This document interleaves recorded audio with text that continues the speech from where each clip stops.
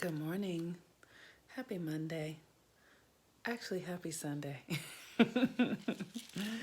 Today is Sunday, and the sun is currently just moved into Cancer. It moved there yesterday when the solstice. So, sun is at 1 degree of Cancer. We just had a new moon eclipse in Cancer at 0 degrees, which is like so auspicious.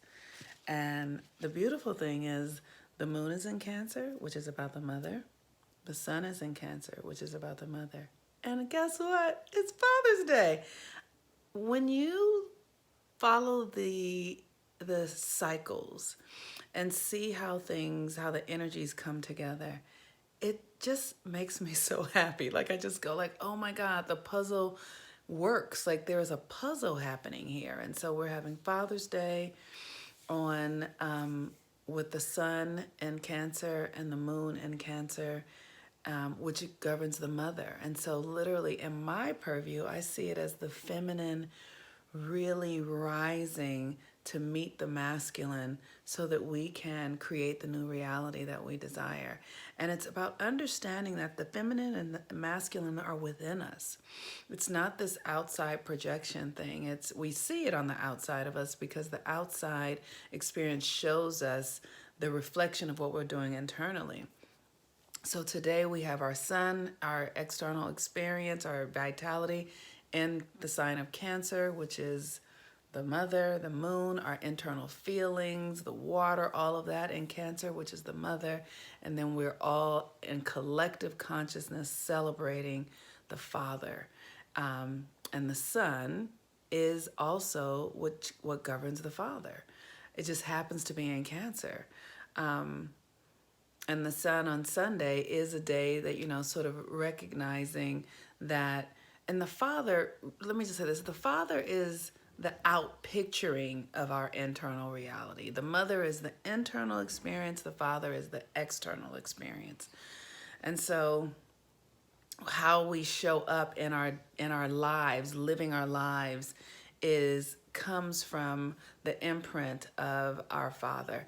I feel like for the past few days since Mercury's been in retrograde, my mind is all over the place. So you guys have to bear with me. Anyway, let me show you this, right?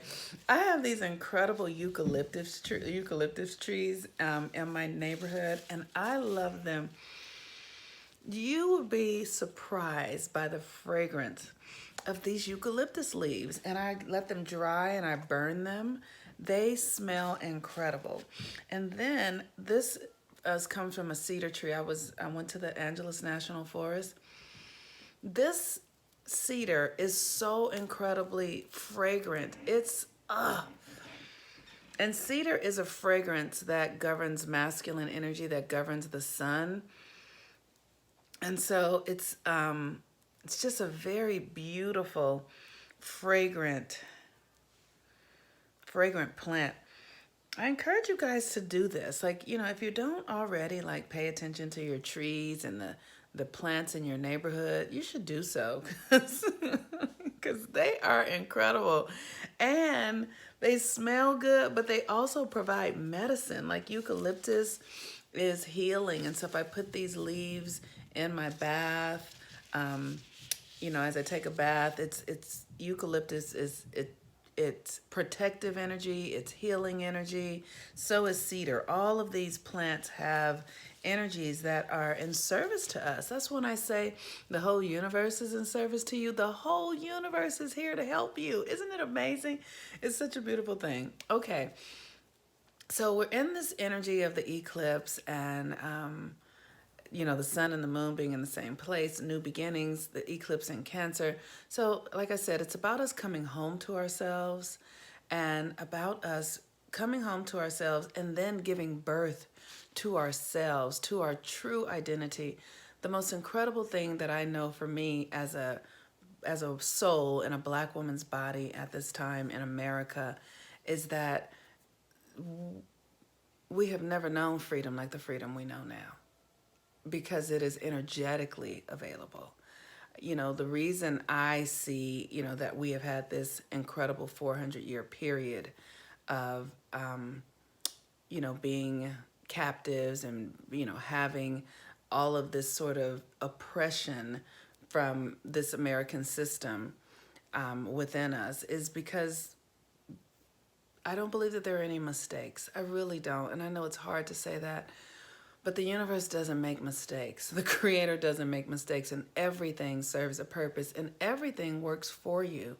Everything works for your good when you recognize that that's the way of the universe, that everything serves to further. Everything serves to further. So when you understand that that's just how it works, that everything serves to further, for me, that gives me permission not to be at odds with my experience. It gives me permission to say, okay, well, this is really painful. I don't fucking like it. But everything works to serve. So how do I work with it? It's no different than when a mother is giving birth to a child. When you get pregnant, we all have an anticipation that this is going to be the most rigorous thing we've ever done. But the question is, how will it serve, right? So we have this opportunity right now to look at our history in this country and see what has been the benefit of it. What has this experience of 400 years, how has it benefited us? And for me personally, I look into my life and I go, wow, I come from people who actually with their blood and bones and sweat and tears and bodies built this country. They are the most innovative people in the world. I come from the most innovative people in the world. How can I prove that? They built this nation.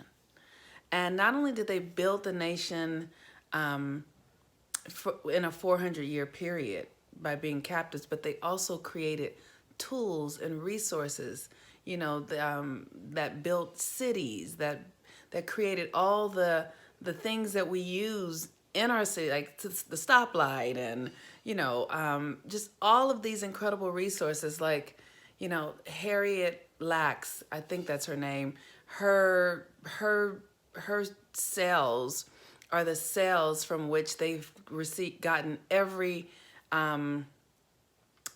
to help medical advancement. All of the vaccinations for medical advancement and medicines and all of that comes from a Black woman, who had, I believe she had cervical cancer, and they discovered her cells were able to live outside of in ways that other people's cells couldn't live, so that they could actually test and create medicines to help people heal. That was a Black woman whose cells did that. And so I am a part of that legacy. You are a part of that legacy. We're all a part of that legacy in one way or another, but we are, as Black people, are direct aspects of that legacy, are direct connections to the legacy of those who built this country. And so that means that we have that energy and that ingenuity and that innovation and that power within us. Whether we understand it or not, we do. And so when we look and recognize that everything works to serve us, that everything is working out for our good, no matter how challenging it is, then we can actually access the power and the energy that is within us. You can't access it if you are at odds with the experience. You can't be at odds with your creations or at odds with your powers and gifts in order to access them. So it requires a deep self-acceptance and an understanding and a knowledge of who you really are and a knowledge of who you really come from. And so that's why it's important to do your ancestral work, to create your ancestral altars, to understand who your ancestors were. That's in this Mercury retrograde energy, right? Understanding where we come from, who we are, so that we can recuperate the power, the gifts of those experiences. They are ours. The inheritance of our ancestors is not only money or things. That's actually the least of it, because we can't take money and things with us. The inheritance of our ancestors are the gifts and the powers and the potentials that have been cultivated within us, that are passed through our cells, passed through the maternal lineage. And when you understand that, you can access it, but you have to be at peace with your history. You have to be at peace with where you come from, so that you can open your heart and experience the energy, the energetic influence that comes through your consciousness from who we have been in this country from the beginning of time here in this nation. And so I encourage you today to just do a little, do a little Thanksgiving work. Yeah, spend some time giving thanks for just all the beauty and all the pain and all the gifts that come from both. There is beauty from gifts. There's beauty. There are gifts that come from beauty and pain. And so if we can move into gratitude for everything that has happened, everything, you cannot throw anything out. In order to embody the gifts, you cannot throw anything away or deny anything. And so we give thanks. We give thanks for our ancestors. We give thanks for the depths of despair. We give thanks for the heights of joy. We give thanks for the possibilities yet to be realized. We give thanks for who and what we are. We give thanks for the sun and the moon and the stars and the oceans and the mountains. We give thanks for all the plants and all the creepy crawlies that are here in service to our health and well-being and evolution. We give thanks to the Creator. We give thanks. Oh, okay. So, if you are still interested, you can join the Mercury Retrograde course. We are doing the work to heal. This is what we have to do for the next several decades, probably, but just heal ourselves, like really heal our minds and make new choices and build our communities and share the wealth of who we are, share the power of who we truly are in the world in a way that is not connected to oppression and stories that would have us forget and live in alignment with pain and suffering one day longer than we need to. All right, you all, you can find the links to the classes for Venus retrograde, What You Won't Do for Love, for Mercury retrograde, Shadows to Light, and for Venus retrograde, Cash Rules Everything Around Me. You can find them here in my link tree.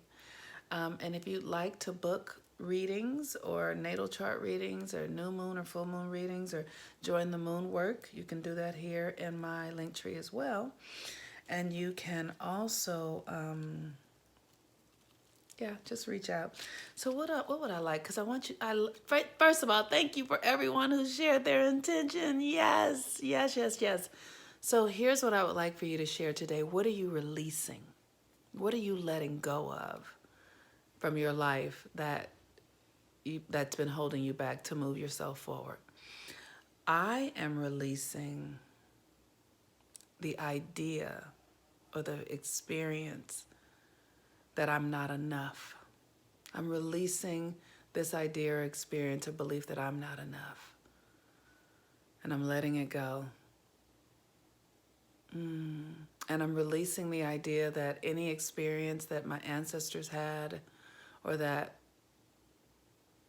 people in this country that are born in Black bodies have experienced, that I'm releasing the idea that it didn't serve in some way. I'm releasing the idea that there was something wrong with it and accepting that God was in the midst of it and that it all serves to further.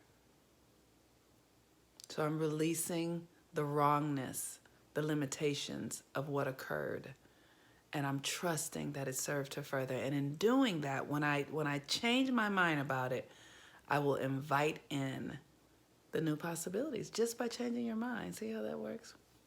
All right, peace and blessings, everyone. I'm the Moon Mama. Have a beautiful day. Bye.